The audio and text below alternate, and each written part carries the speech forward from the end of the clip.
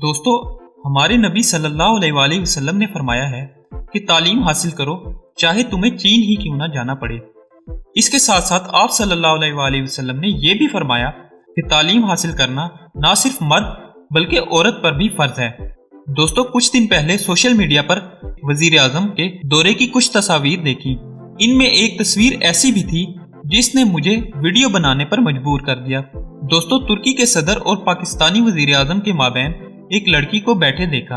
पहले तो मुझे लगा ये कोई मिनिस्टर है या कोई सेक्रेटरी, लेकिन फिर समझ गया कि ये लड़की दोनों बंदों के दरमियान ट्रांसलेटर का काम कर रही है और आज वो इस मकाम पर सिर्फ तालीम की वजह से पहुंची है और ये तालीम ही है जो इसे इस मकाम तक लेकर गई।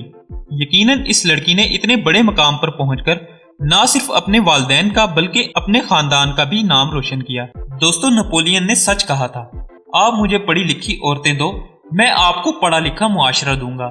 इसमें कोई शक नहीं कि किसी भी कौम की कामयाबी में इनकी औरतों का बड़ा हाथ होता है। ये तो थी वो तालीम जिसने इसे अच्छी जगह नौकरी दिलवाई। अब हम उस पॉइंट के बारे में बात करते हैं जिसने मुझे ये वीडियो बनाने पर मजबूर किया, और वो पॉइंट ये था लड़की का लिबास। जी हाँ, इसके लिबास से पता चल रहा था कि वो दुनियावी तालीम के साथ साथ दीनी तालीम से भी वाकिफ है।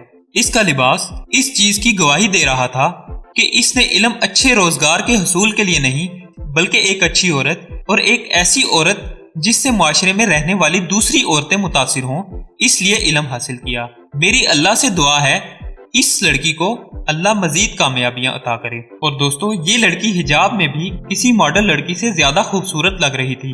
गोया हिजाब ने इसकी खूबसूरती को चार चांद लगा दिए थे।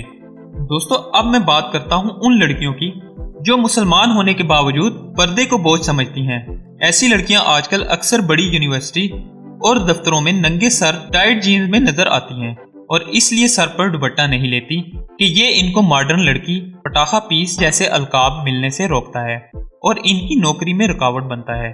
दोस्तों, इन लड़कियों से बस मैं इतना कहूंगा कि इस तस्वीर में बैठी लड़की को देख लो। अगर पर्दा करने से इसकी नौकरी में रुकावट होती तो शायद ये लड़की आज दो मुल्कों के बादशाहों के दरमियान न बैठी होती।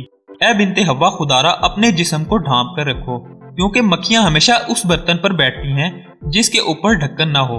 वीडियो बनाने का मकसद ये हरगिज नहीं कि मैं उन लड़कियों की नौकरी और तालीम के खिलाफ हूँ, बल्कि मैं उनके वालिदैन को पैगाम देना चाहता हूँ जो दुनियावी तालीम को सब कुछ समझते हैं और लड़की को मॉडर्न गर्ल बनाना चाहते हैं। तालीम की हकीकत तो ये है कि अहले इल्म के सर से दुपट्टा ना सरके। अल्फाज व मायनी में तफावत नहीं, लेकिन मुल्ला की अज़ा और मुजाहिद की अज़ा और। दोस्तों, अगर आपको हमारी वीडियो पसंद आए तो हमारे चैनल को सब्सक्राइब करना मत भूलें और वीडियो को शेयर करना मत भूलें।